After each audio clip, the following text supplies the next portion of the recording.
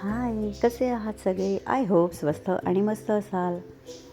आज आषाढी एकादशी आहे. तर घरातलं सर्व आवरून देवपूजा करायला घेतली.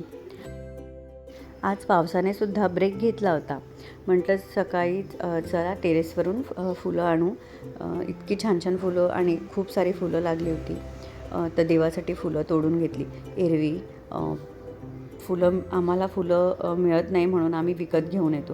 पण ह्यावेळेस पावसाळ्यामध्ये खूप छान फुलं लागली टेरेसवरच्या झाडांना.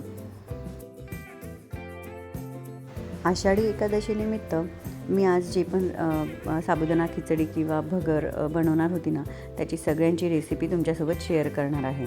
तर टेरेसवर बरीचशी झाडं लावली आहे. त्यात बेलाचं झाड आहे, शमीपत्रांचं झाड आहे. तर घरच्या पूजेसाठी ना आम्हाला असं हे बाहेरून आणायची गरज नाही पडत. त्यामुळे आजसुद्धा मला बेलाचे पान आणि शमीचे पत्र इथूनच घेता आले. खूप सारे फुलं जमा केलीत. आता छान देव्हारा सजवूया.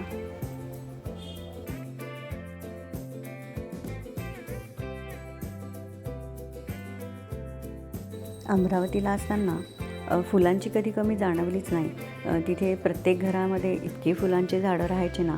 पण जेव्हा मी उल्हासनगरला आले तेव्हा सुरुवातीला कधी फुलं असायचे, कधी नसायचे. मग कधी बाहेरून आणले तर मिळायचे. म्हणजे असं व्हायचं आणि ती सवय नव्हती की देवाला फुलं वाहायला नाही तर कसं तरीच वाटायचा देव्हारा. मग हळूहळू एक एक एक एक असे झाडं लावत गेलो टेरेसवर. आणि आता इतकी झाडं झाली आहे आणि इतकी फुलं झाडं लावली आहे ना, आता आम्हाला ॲटलिस्ट घरच्या देवांसाठी थोडीफार काय होईना पण रोज फुलं मिळून जातात. किती सुंदर वाटतो आहे ना देव्हारा. खूप प्रसन्न वाटतं जेव्हा तुम्ही सकाळी सकाळी पूजा करून त्यावर छान सुंदर असे फुलं वाहता. आता पटकन मी बटाटे उकळून घेते आणि मग स्कूलमध्ये जाते. स्कूलवरून आल्यावर साबुदाणा उसळ बनवेल आणि त्याची रेसिपीसुद्धा मला तुमच्यासोबत शेअर करायची आहे.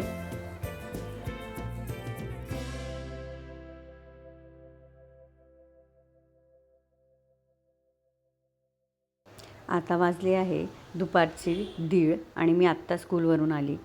आणि तुमच्यासोबत रेसिपी शेअर करणं सोडा, मला उसळ बनवायलाही जमलं नाही. मी घरी येईपर्यंत माझ्या मिस्टरांनीच साबुदाणा उसळ बनवून ठेवली होती. खूप छान झाली होती. आयतं खायला मिळाल्यावर कोणाला नाही आवडणार. संध्याकाळी विठ्ठलाच्या मंदिरात जायचे होते. आम्ही गजानन महाराजच्या मंदिरात जातो. तिथे ना विठ्ठलाची पण मूर्ती आहे. म्हटलं चला तिथून दर्शन घेऊन येऊया. पण जाताना इतका पाऊस सुरू झाला. आम्ही एके ठिकाणी थांबलो आणि जेव्हा मंदिरात गेलो तेव्हा मंदिर बंद झालं होतं. तर आणि आजूबाजूला कुठे मंदिर आहे हे पण माहीत नव्हतं.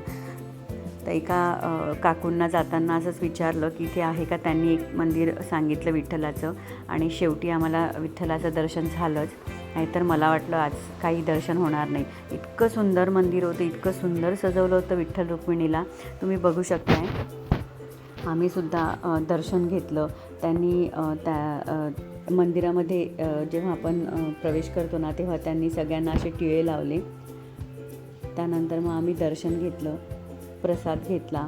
इतकं प्रसन्न वातावरण होतं तिथे. इतकं छान वाटत होतं. काहीच घाई नाही, गोंधळ नाही, गडबड नाही. छान आरामात पूजा झाली. इतकं निवांत दर्शन घेऊन इतकं छान वाटलं ना. तुम्हाला मंदिराचा आवार दाखवते. हे सभामंडप आहे. सगळे लोक इथे येणारे जाणारे लोक दर्शन घेतात, थोडा वेळ बसतात. इथे बाजूलाच देणगी देण्याचा टेबल होता आणि त्याच्या बाजूलाच प्रसादाचा टेबल होता. खूप सुंदर मंदिर होतं. आम्ही पहिल्यांदाच इथे आलेलो. असं वाटलं आज काही दर्शन नशिबात नाही आहे, पण म्हणतात ना देवालाच काळजी असते. शेवटी दर्शन वगैरे झालं आणि घरी निघालो. म्हटलं आता घरी जाऊन रेसिपी शूट करते तुमच्यासाठी. भगर बनवणार आहे तर, पण तीसुद्धा नाही झाली कारण खूप वेळ झाला होता घरी यायला, घाई झाली. तर आम्ही भगर आणि रिद्धीसाठी दाल खिचडी असा आमचा आजचा बेत होता. व्हिडिओ कसा वाटला नक्की सांगा. भेटूया नेक्स्ट ब्लॉगमध्ये. सी